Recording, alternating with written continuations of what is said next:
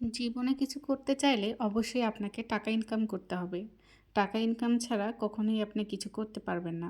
আমার বিয়ের পর পর থেকেই আমার হাসব্যান্ডের শখ ছিল তার নিজের একটা বাড়ি থাকবে। তো সেই কারণেই সে একটু, একটু করে টাকা জমিয়েছিলেন নিজের একটা বাড়ি করার জন্য। তো আমরা কিন্তু সেই বাড়িটা অনেকদিন পর মানে টাকা জমানোর পর অনেক কিছু করে লোন-টোন করে বাড়ি একটা করেছিলাম। কিন্তু ভাগ্যের কি পরিহাস সেই বাড়িতে কিন্তু আমরা থাকতে পারিনি। ওই বাড়ি তৈরি করার কিছুদিন থাকার পরেই বাড়ি থেকে আমাদেরকে চলে আসতে হয়েছে। আসলে পারিবারিক ঝামেলা, অশান্তির কারণে। তো সেসব কথা আমি এর আগে হয়তো আপনাদের সঙ্গে শেয়ার করেছিলাম। তো সেখান থেকে চলে এসে কিন্তু আমরা একটা ভাড়া বাসা নিয়ে থাকি। আর ভাড়া বাসা নিয়ে থাকাতে দোকান ভাড়া দেওয়া, বাসা ভাড়া দেওয়া, বাচ্চাকে লেখাপড়া করানো এসব করতে গিয়ে আমরা হিমশিমে পড়ে গেছি। আসলে যেহেতু আমাদেরকে আবার সব কিছু নতুন করে শুরু করতে হচ্ছে, এসব করতে গিয়ে কিন্তু অনেকটাই আমাদের কষ্ট হয়ে গেছে। তো নতুনভাবে সব কিছু শুরু করতে করেছি আর এসব করতে কিন্তু আবার নতুন করে আমাকে পরিশ্রম করতে হচ্ছে এবং পরিশ্রম করে যে টাকা আমি ইনকাম করছি বা আমার হাসব্যান্ড করছে সেটা কিন্তু আবার আমাদের মানে সংসারে খরচ করতেই চলে যাচ্ছে। এদিকে নতুন দোকান দিয়েছি, সেই দোকানের মাল কেনা এসব করতেও তো টাকা লাগে, যেহেতু শূন্য হাতে সব কিছু শুরু করেছি। আসলে বিপদের সময় কেউ কারো পাশে থাকে না, সেটা আমি বুঝতে পেরেছি। কেউ পাশে ছিল না, নিজের লোকেরাও কিন্তু আসলে সরে যায় তখন। যারা কঠিন পরিস্থিতির মধ্যে পড়ে শুধুমাত্র তারাই বুঝতে পারে আসলে ওই সময় কেউ কাছে থাকে না বা কেউ সাহায্য করে না। তো যাই হোক, আমি তো কষ্ট করে সেলাইগুলো করছি এবং আমার হাসব্যান্ডও কষ্ট করছে। তো এই যে বাড়ি থাকার পরেও আমাদের বাড়ি নেই, কারণ আপনাদের সঙ্গে এর আগে হয়তো আমি আমার কাহিনীগুলো শেয়ার করেছিলাম। ভাগ্যের পরিহাসে আসলে বাড়ি তৈরি করার পরেও কিন্তু আমরা সেই বাড়িতে থাকতে পারিনি। আমরা কিন্তু সেখান থেকে চলে এসে ভাড়া বাসা নিয়ে থাকছি। তো যাই হোক, এটা একটা অনেক বড় কাহিনী। সেই কাহিনী আমি কিছুটা আপনাদের সঙ্গে এর আগে শেয়ার করেছিলাম। যারা আমার ওই ভিডিওটা দেখেছেন তারা হয়তো বা বুঝতে পারবেন।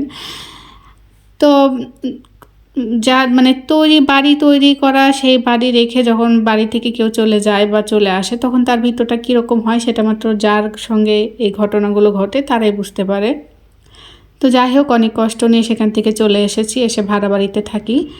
ভাড়া বাড়িতে থেকে তেমন একটা যে শান্তি তা কিন্তু না, কারণ ভাড়া বাসায় থাকতে গেলে প্রতি মাসে আপনাকে টাকা দিয়েই থাকতে হবে। যেহেতু আমাদের দোকান নতুন শুরু করেছি, তারপর প্লাস ভাড়া দিয়ে থাকতে হয়, তারপরে বাচ্চার পড়াশোনার খরচ, এসব করতে গিয়ে অনেকটা হিমশিম হয়ে গেছে আমাদের। আসলে আমি যতটুকু সেলাই করছি, যে টাকা ইনকাম করছি, সেইটা দিয়ে হাজব্যান্ডের দোকানের যে ইনকাম সেটা দিয়ে মোটামুটিভাবে চললেও ভালোভাবে চলার মতো উপায় নেই। কারণ একটা দোকান দিলে সেই দোকানে অনেক মাল কিনতে হয়, আর সেই মাল কেনার টাকা ওরকমভাবে আমাদের কাছে নেই, যেহেতু নতুনভাবে সব কিছু আমাদেরকে আবার শুরু করতে হয়েছে। অনেকটা বিয়ের পর থেকে অনেকটা মানে ভালোভাবে চললেও কিন্তু যে টাকাটা আমরা জমিয়েছিলাম সেই টাকাটা আসলে আমাদের কাছে আর নেই। এখন আমাদেরকে সব কিছু নতুন করে আবার শুরু করতে হয়েছে। তো নতুন করে যখন শূন্য হাতে কেউ সব কিছু শুরু করতে যায় তখন কিন্তু অনেক কঠিন পরিস্থিতিতে তাকে পড়তে হয়, অনেক সমস্যার সম্মুখীন হতে হয়। সেই সমস্যার সম্মুখীনটা কিন্তু আমরা হয়েছি এবং আমি আমার হাজব্যান্ড দুইজনেই ফেস করেছি। যাই হোক, সেখান থেকে কোনো মতে যখন একটু মাথা তুলে দাঁড়াতে পেরেছি, তো এখন আবার হচ্ছে যেহেতু মেয়েটা বড় হয়ে যাচ্ছে, ওর পড়াশোনার খরচটাও বেড়ে গেছে, এদিকে সংসার খরচটাও বেড়ে গেছে, তার সব দিক দিয়ে মানে খুব একটা টেনশনে আছি। তাই অনেক আশা নিয়ে ইউটিউবে এসেছি, যে ইউটিউবে এসে যদি কিছু একটা করতে পারি বা কিছু টাকা ইনকাম করতে পারি তাহলে হয়তো মানে সংসারটাকে আর একটু ভালোভাবে চালাতে পারবো।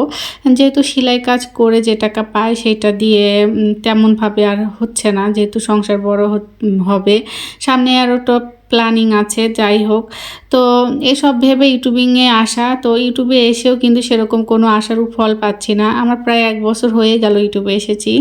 তো অনেক কষ্ট করে ভিডিও করতে হয়, অনেক কষ্ট করে ভিডিওগুলো করি, ভয়েস দিই, থাম্বনেল তৈরি করি, সেগুলো এডিট করি।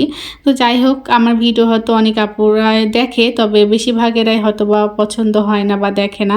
আমার এটা খুবই খারাপ লাগে, কারণ আমি সবসময় ইউটিউবে গিয়ে দেখি যে যারা ভাইরাল হয়েছে তাদের ভিডিও সবাই কেন জানি দেখে, যারা ছোটো থেকে একটু বড় হতে চাচ্ছে তাদেরকে কেউ হেল্প করতে চায় না। তো আপনারা যদি আমার পাশে থাকেন, আমার পাশে থেকে আমাকে সাপোর্ট করেন, তাহলে হয়তো বা আমি কিছুটা হলেও ইউটিউব থেকে ইনকাম করতে পারবো, আর সেই ইনকামের টাকা দিয়ে হয়তো আমার সংসারটা আরও ভালোভাবে চলবে। তো এই আশা নিয়ে কিন্তু আমি ইউটিউবে এসেছি। আর অনেক বছর থেকে কষ্ট করছি, প্রায় 6 বছর থেকে আমি সেলাই কাজ করছি। আর 3 বছর থেকে আমাদের আরও বেশি কষ্ট করতে হচ্ছে, গত 3 বছর থেকে। তো এইসব কষ্টের কথা আর কি বলবো, যা মানে যে মেয়েরা আসলে সংসারকে ভালোবাসে, তাদের সংসার ছাড়া তারা অন্য কিছু চিন্তা করতে পারে না, তাদের জীবনটা আসলে সবসময় কষ্ট লেগেই থাকে। সুখের মুখ যখনই দেখতে যাই তখনই কেন জানি কোনো একটা কিছু হয়ে যায়, আর মানে কোনো একটা বাধা পড়ে। তো যাই হোক, আল্লাহ আমাদের পাশে আছে, এই জন্য আমরা হয়তো বাবা নতুন করে সব শুরু করতে পেরেছি। তো আর আপনারা যদি আমাদেরকে ভালোবাসেন, আমাদের পাশে থাকেন, সাপোর্ট করেন, তাহলে হয়তো আমার এই ইউটিউব চ্যানেলটাকে আমি সামনের দিকে এগিয়ে নিয়ে যেতে পারবো। আর এখান থেকে হয়তো আমি কিছু হলেও আর্ন করতে পারবো বা ইনকাম করতে পারবো। সেই ইনকামের টাকা দিয়ে কিন্তু হয়তো বা আমার সংসারটা একটু ভালোভাবে চালাতে পারবো, আমার মেয়েকে হয়তো একটু ভালোভাবে লেখাপড়া করাতে পারবো, ভালো প্রতিষ্ঠানে পড়াতে পারবো। এসব আশা নিয়ে কিন্তু আমার ইউটিউবে আসা। আমি কিন্তু সেলাই কাজ করছি প্লাস সংসারও করছি, তারপরেও আমার যেটুকু ইনকাম হচ্ছে বা যা হচ্ছে তা দিয়ে হাজব্যান্ডকেই হেল্প করব, না সংসারেই হেল্প করব। তো এসব বুঝতে মানে মাথা একদম আমার সবসময় টেনশনে ভর্তি থাকে। তো সেই সব কারণে ভাবলাম যে একটু ইউটিউবিংও করি, দেখি তো কি হয়। কিন্তু আমার অনেক আপুরাই আমার ভিডিও দেখে, তবে তারা কিন্তু ভিডিওটা তাদের আত্মীয় স্বজন ফ্যামিলির সঙ্গে বা ফ্রেন্ডদের সঙ্গে শেয়ার করে না। যদি আমার ভিডিওটা আপনারা যারা দেখেন সবাই যদি আপনার আত্মীয় স্বজন ফ্যামিলি ফ্রেন্ডের সঙ্গে শেয়ার করেন, তাহলে আমার ভিডিওটাতে আরও ভিউ হবে, এবং আমি মানে আপনাদের সব সাহায্য পেলেই আমি কিন্তু সামনের দিকে আরও এগিয়ে যেতে পারবো। তো এই অনেক বুক ভরা আশা নিয়ে কিন্তু প্রায় 1 বছর থেকে আমি ইউটিউবে ভিডিও দিচ্ছি। সেরকম হয়তো ফল এখনও পাচ্ছি না, তবে আপনারা যদি আমাকে সাপোর্ট করেন, আমার পাশে থাকেন, আমাকে যদি একটু সহযোগিতা করেন, তাহলে হয়তো আমি সামনে এগিয়ে যেতে পারবো, আর আমার সংসারটাকে আমি হয়তো আবার নতুন করে দাঁড় করাতে পারবো।